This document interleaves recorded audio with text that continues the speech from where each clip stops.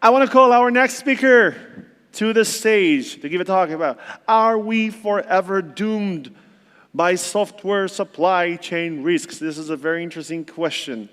GitHub star, director of Advocacy, Snyk, Liran Tal.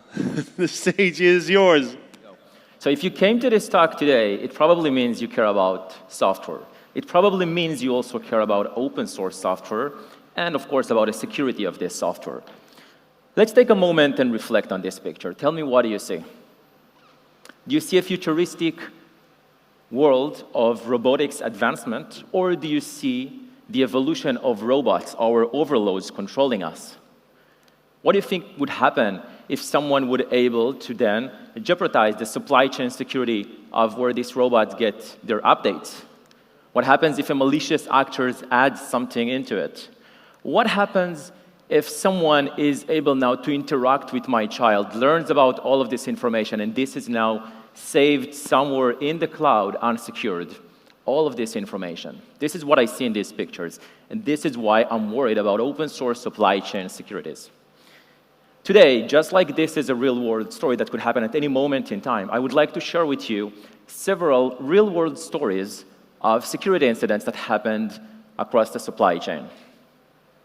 We will also learn how developers became a key part of distributing these malwares or being targeted as a key actor that actually gets impacted by these vulnerabilities.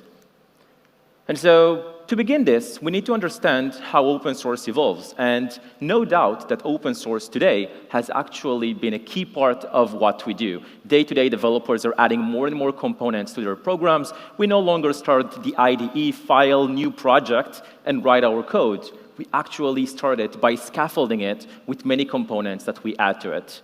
And this has been the de facto standard to develop software today. Of course, what we're missing when we're looking at this is that there's a growing trend of open source vulnerabilities impacting those exact specific vulnerabilities in these libraries. So are we aware of it? We know that we're using more and more open source software today. This is no secret, but are developers understanding that they're also adding more and more vulnerabilities each time? To get a glimpse of an early developer back a few decades ago, of how they visioned what are the risks of open source software security. Let's talk about 1984, where this Turing Award winner, Ken Thompson, a developer, wrote this essay called Reflections on Trusting Trust, in which he actually describes how he adds a backdoor to the Unix C login program. Then he continues, adds a backdoor to the compiler that compiles the program. Does it stop there? It does not. Actually continues and adds a backdoor to the compiler that compiles the compiler for the Linux program, because that's how compilers work. And he basically provided us with this vision, this nuance of how Trojan horses happen in software where we are actually losing risk more and more. We cannot control everything from the keyboard to the compilers.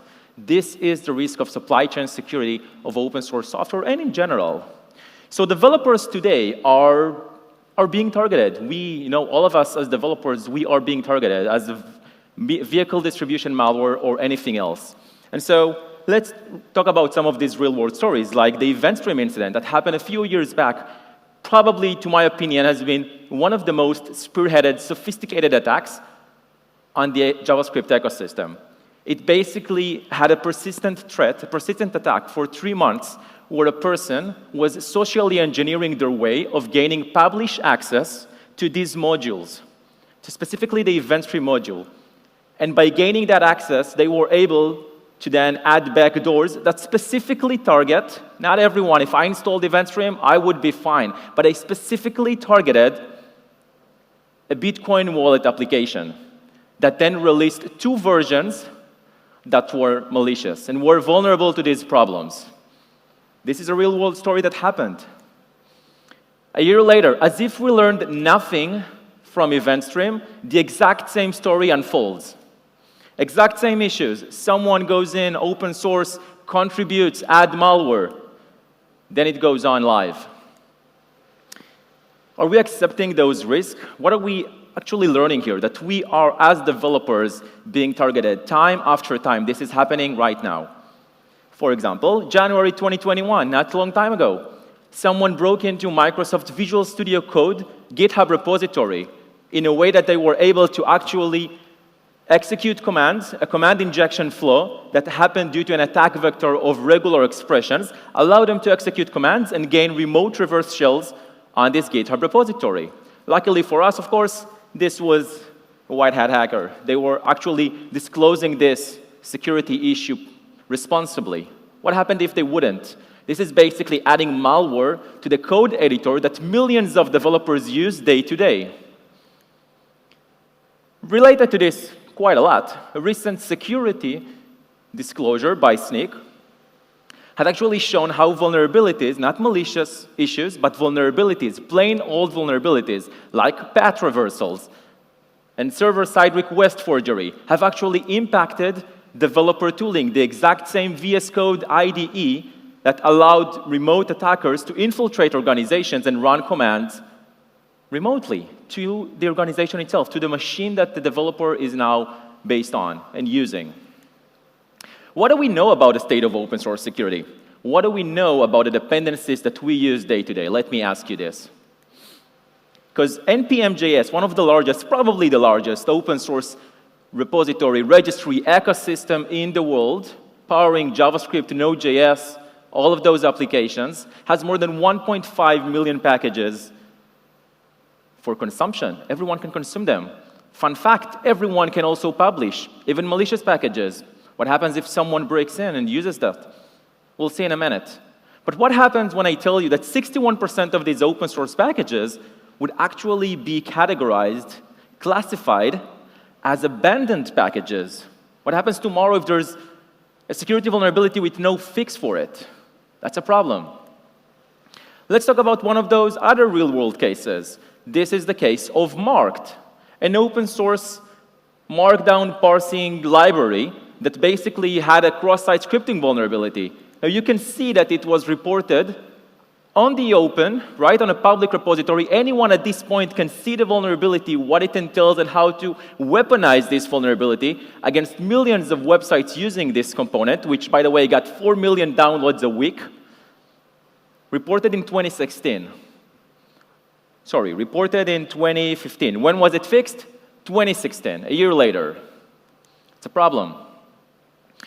Now let's take this further. What happens when the maintainers themselves, the maintainers of open source software that we consume day to day as developers, get compromised? An interesting case study done a few years back by, thankfully for us, a white hat hacker, a person who actually works with the Node.js security ecosystem, did this kind of research of what happens when maintainers get compromised. How much are they actually paying attention to the credentials and the security of them that they use? That person that did this research unveiled all of this information. They were actually able to compromise many of the downloads of packages that are super popular in this NPM ecosystem. They could replace a package that is top 10 downloaded millions of times, probably billions of times a month, compromise it and exchange it for a different one, publish a new malicious version. These are the problems and threats that we are facing with, that maintainers may use otherwise reusing passwords, leaked passwords. They may use a leaked password and add to it an exclamation mark at the end, thinking it is now secure. Is it? Of course it's not, because they were founding these packages.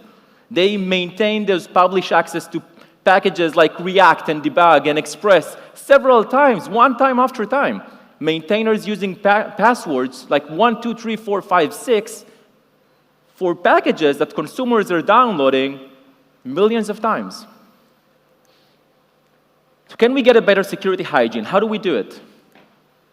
Of course, one of the options is two-factor authentication, multi-factor authentication that tries and, it's a little bit better than choosing a bad password, but it's an improvement.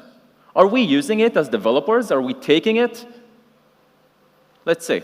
2017, NPM said that it supported 2FA. A year later, we had this, 2 years later, we had this statistic shared with us. 7.1% of NPM package maintainers using 2FA. Maybe this is a good thing, let's see. Not really. A year later after that, it is not getting highly adopted. Developers are still not using a really good security hygiene, like two-factor authentication to their GitHub accounts, to their NPM accounts, to their Maven accounts, to all of those places where we are pushing and consuming publishers to and from. Bruce Schneier said in his book, Secrets and Lies, a few decades back, this is not new to anyone, humans are the weakest link in the security chain. Let's rewind and complete that back with what Eric Raymond said in 1999 in his essay about the cathedral and the bazaar. Given enough eyeballs, all bugs are shallow. If a lot of people are looking at open source, we can find all of the issues there, security bugs, everything else. Really? Let's see. CVE 2021-3156. Dated back to this year, January 2021, a vulnerability impacting sudo, a common Linux utility deployed with many of those Linux installation distributions, your containers environment, all of these things. A default configuration of this application basically allowed any unprivileged user to gain privileged access, root access, if they are able to exploit this. You'd think, of course, let's fix it. Of course, let's fix it, but the time to fix it would have been 10 years ago when this actually made it into the code base, because this vulnerability has been there for over a decade. 10 years, no one found it. Open source, everyone can see it. No one found it. So software supply chain actually impacts everyone. If you feel it or not feel it, if you connect to it or not, you are citizens of the open source ecosystem. You are part of it. You are consuming and relying on software. This is not going to change, not now and not in 5 years and not in 10 years. So diamonds are forever. What about open source packages? Do they stay there forever? Let's talk about what happens to them. Do they go and die a peaceful death? Let's see. What happens when maintainers choose to remove their packages? Like a real-world story happened in 2016. This maintainer had issues, we'll not go into the story right now, had legal issues around one of their packages. They decided to pull the package back from the registry. This package was called leftpad. It was 11 lines of codes, 11 lines of codes, of JavaScript code that padded strings from the left. Many ecosystems that were using this, builds environments, CIs, projects, were now broken because when the code goes to fetch this software, this does not exist anymore. It is not on the registry. At least this taught us two things. Well, first of all, many of these organizations and users of this open source software were now understanding they are not coping with this kind of risk, and then the registries would have needed a way to allow everyone else to safely consume packages without them being pulled off like a rug behind their feet. What's inside those registries? Malicious packages that are there day and time after. Not just on NPM, Python as well. 3,000 packages were now added to the Python registry at bulk. And then dependency confusion attack, recent investigation into disclosed research that shows how this happened. So I'm going to leave you here with a few questions.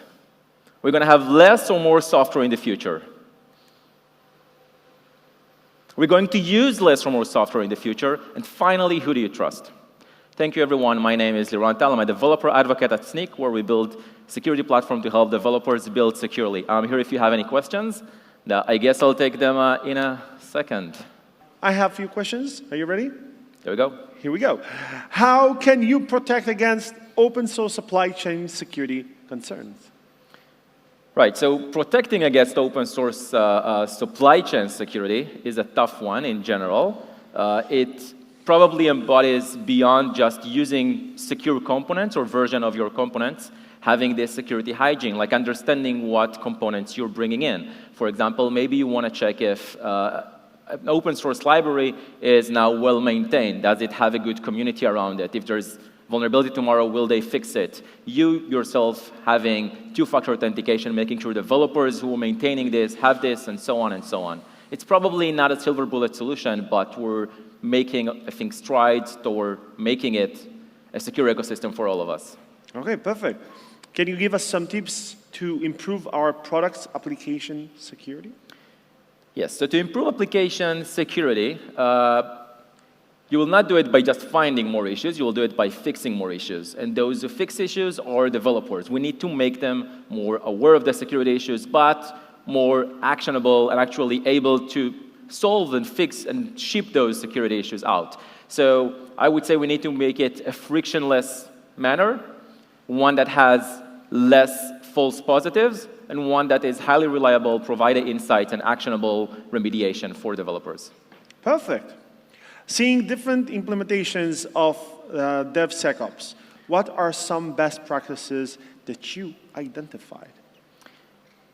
Best practices for DevSecOps. Well, that's usually all around processes, tooling, right, and people.